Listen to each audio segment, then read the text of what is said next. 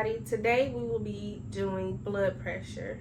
The focus of this skill is to accurately take a blood pressure reading and record it. The supplies you need for this skill are blood pressure cuff and a stethoscope. Hi Miss Emma, my name is Chyna. I'll be your CNA for today and I'm here to take your blood pressure. We would first start with providing privacy.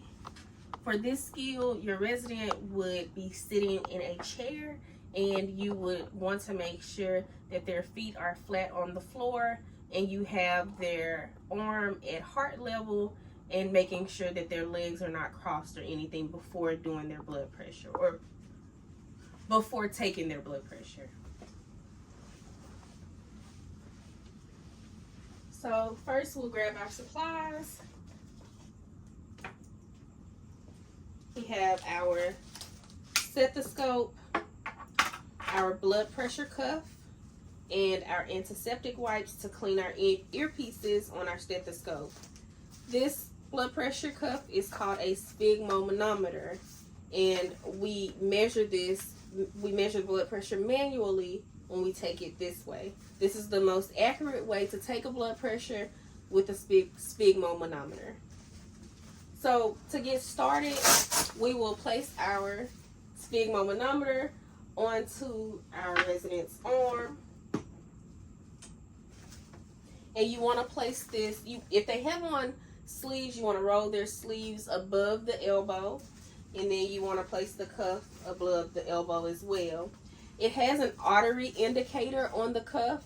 So we'll make sure that this indicator is right above where the brachial artery is. And to get the brachial artery, or to find it, we will go to the bend of the elbow. We'll take our 2 fingers and we'll press down to feel the pulse. Once you have located the brachial artery, go ahead and place your cuff on.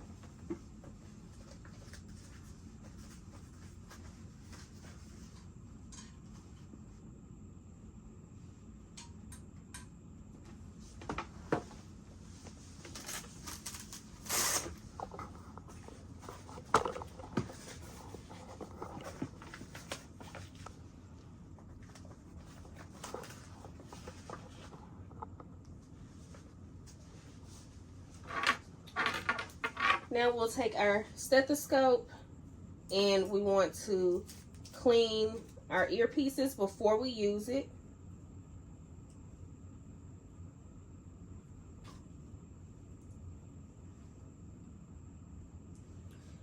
Once you put your stethoscope on, you want to make sure that you have it on by tapping the center of your diaphragm.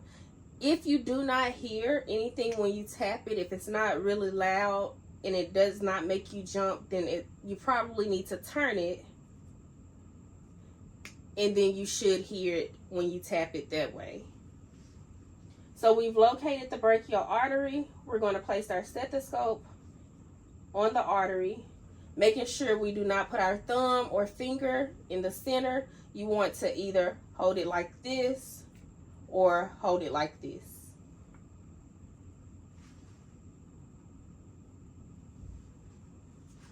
When you get ready to pump, you want to make sure your nozzle is all the way to the right, because that's how the air is going to stay sealed and inflate the pump. So we'll start with inflating. Once your RN has given you their normal range of blood pressure, so for example, they may tell you their normal blood pressure runs 120 over 80. In order for us to get an accurate reading, we have to pump up 30 past their normal or average blood pressure reading. So if they tell us it's 120, then we know we're going to pump up to 150. Okay. So we'll start by pumping and inflating our cuff to 150. And then we'll slowly release the nozzle, turning it to the left. You'll feel a little click, and once you feel that click, you'll see it start to go down. But you want to make sure that it's not dropping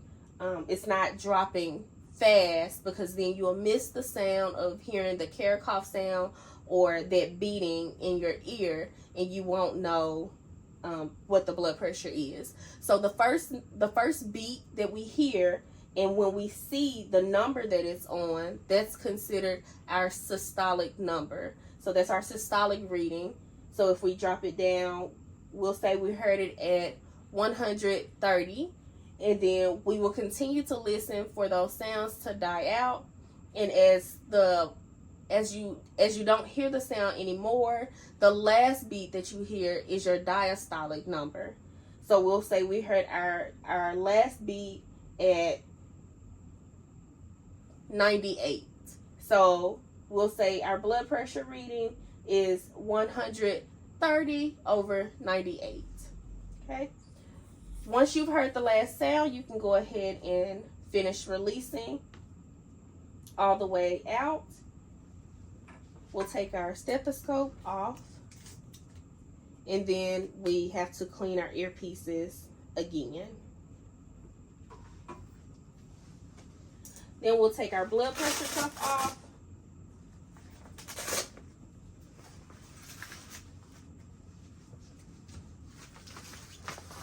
We'll put everything back up, and we'll throw our trash away.